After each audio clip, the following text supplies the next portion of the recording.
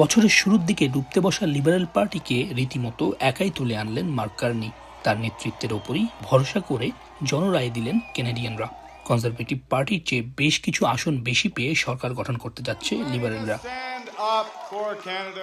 একক সংখ্যাগরিষ্ঠতার জন্য যে 172 আসন প্রয়োজন তা থেকে অল্প কিছু দূরে রয়ে গেছে তারা। এতে ছোট দলগুলোর সঙ্গে আপোষ করতে হবে মার্ক কার্নিকে।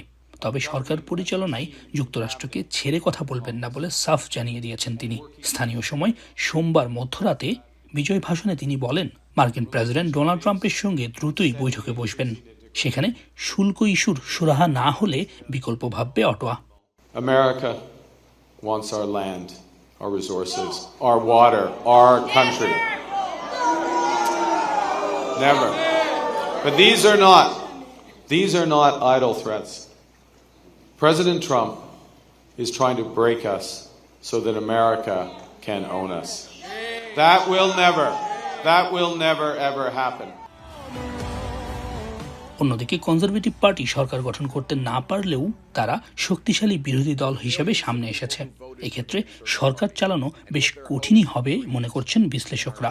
ফলাফল ঘোষণার পর দলটির নেতা পিয়ের পলিয়েভ জানান, পরিবর্তনের যে ডাক তারা দিয়েছেন তা অব্যাহত রাখবেন।